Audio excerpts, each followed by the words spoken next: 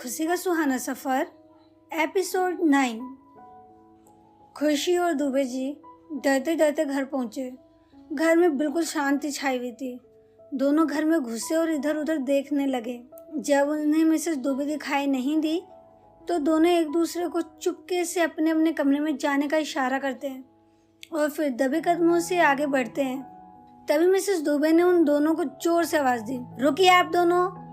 अब डर के मारे खुशी और दुबे जी की हालत खराब हो चुकी थी। उन दोनों की पीछे पलट के मिसेस दुबे की आंखों में आंख डालकर उनसे बात करने तक की हिम्मत नहीं बची थी।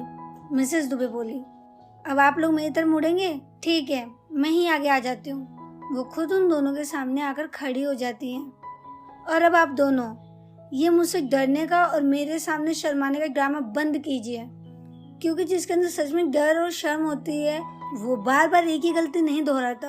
अरे शर्म तो मुझे आती है एक ही बात के लिए रोज रोज झिकझिक करने में। आप दोनों बाप बेटी अपनी मनमर्जी कर करके मेरी नज़रों में अपनी इज्जत तो कम कर ही चुके थे, थोड़ा बहुत भरोसा बचा था वो भी गवा दिया आप लोगों ने। खुशी की ओर बढ़ते हुए, खुशी तुम 2 साल यहाँ नहीं थी, लेकिन तुम्हें खबर तो मिलती थी ना पापा की तबीयत के बारे में। 2 बार आईसीयू में एडमिट रहे थे। हालत कितनी क्रिटिकल हो गई थी तुम्हारे पापा की। मिलने आई थी ना तुम, और सब देखा था ना तुमने अपनी आंखों से। इतना सीरियस केस हो जाने के बाद भी वो आज हमारे बीच में है, तो हमारी क्या जिम्मेदारी बनती है? तुम बताओ खुशी, क्या मैं और दीपक तुम्हारे पापा से प्यार नहीं करते? तुमसे ज्यादा प्यार करते हैं। इनकी लाइफ मैटर करती है हमें भी जरूरत है इनकी, इसलिए दीपक को उनकी जासूसी करनी पड़ती है और मुझे जासूसी करवानी पड़ती है। इतना स्ट्रिक्ट और इतना रूड होना पड़ता है, मगर तुम मोटी बुद्धि की थी और मोटी बुद्धि की ही रहोगी। तुम्हारे पापा के ऊपर तो पहले ही भरोसा नहीं था मुझे, मगर तुम्हारे पापा को तुम्हारे साथ तुम्हारे ऊपर भरोसा करके भेजा था मैंने, ये सोचकर कि तुम्हें भी अपने पापा की सेहत की फिक्र होगी, मगर नहीं, इतना सा भरोसा भी नहीं रख पाई तुम। दुबे जी कब से मिसेस शर्मा की बातें सुन सुनकर फ्रस्ट्रेट हो चुके थे। वो झल्ला कर बोले, जब से शादी हुई आपसे तब से आपके लेक्चर सुन रहा हूँ, कभी इस बात पे कभी उस बात पे। कॉलेज में अपनी रोज रोज 500 स्टूडेंट्स को लेक्चर देकर भी थकती नहीं है क्या आप? जो आपने घर पर भी मुझे अपना स्टूडेंट पाल लिया है। रोज सुबह जल्दी उठकर एक्सरसाइज करता हूँ, डॉक्टर का बताया हुआ और आपका बनाया हुआ हर डाइट फॉलो करता हूँ। अब थोड़ी बहुत महीने 2 महीने में एक बार अपनी पसंद का थोड़ा बहुत कुछ खा लेता हूँ, तो इसमें इतना सुनाने की क्या जरूरत आ गई आपको? जैसे मैंने कोई बहुत बड़ा पाप कर दिया हो। और मुझे सुना रही है वो तो ठीक है, खुशी की क्या गलती है? उसने मुझे रोकने की कोशिश भी की थी, मगर मैं अग्रवाल जी का मान सम्मान रखने में 1-2 पीस रसगुल्ले के क्या खा लिए, कोहराम मचा दिया आपने। अपने पापा की बात सुनकर दीपक बीच में बोल पड़ा, 1-2 पीस नहीं मम्मी, 250 ग्राम खुद के हिस्से के और 250 ग्राम खुशी दीदी के हिस्से के, लगभग आधा किलो रसगुल्ला खाया है पापा ने। अग्रवाल जी के पास पापा का 250 ग्राम का खाता खुला हुआ है। और मम्मी एक बात तो बताना भूल गया मैं आपको, 15 दिन पहले मैंने पापा की अलमारी में चॉकलेट्स भी देखे थे। इनसे पूछा तो बोले खुशी दीदी के लिए हैं, इसलिए ये बात मैंने आपको नहीं बताई मम्मी।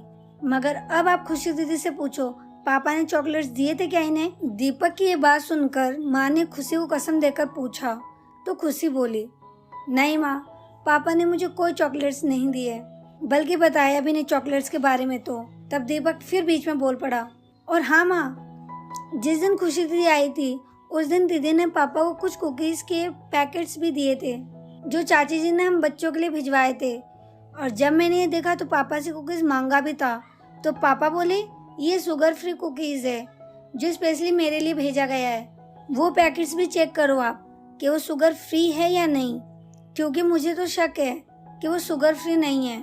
और तो और मम्मी, फ्रिज में लड्डू का डिब्बा तो रखा हुआ है, मगर उसके अंदर एक भी लड्डू नहीं है, और शायद इसी वजह से सुबह पापा की तबीयत इतनी ज्यादा खराब हो गई थी। दीपक आगे कुछ बोलता उससे पहले खुशी बोल पड़ी, माँ मेरा ट्रस्ट करो, आगे से ऐसा मैं कुछ भी नहीं करूँगी और ना आगे से ऐसा कुछ होगा। और कसम से आज मैं अग्रवाल जी का भी बकाया हिसाब किताब पूरा करके आ चुकी हूँ, और आज आपसे वादा करती हूँ कि पापा वहाँ कभी भी मिठाई खाने नहीं जाएंगे, और पूरी कोशिश करूंगी कि घर में भी कुछ ना खा पाए। आज से इस मामले में मैं भी आपके साथ हूँ माँ।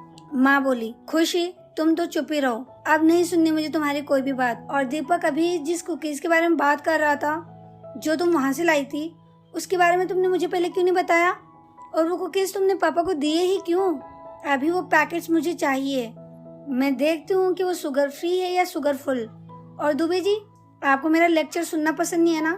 मुझे भी लेक्चर देना पसंद नहीं है, मगर आज से आपका घर से बाहर निकलना बंद और खुशी का भी आज के रात का खाना बंद। मेरी रोक टोक आपको लेक्चर लगती है ना? मैं भी आपको बार बार रोक टोक कर परेशान हो गई हूँ।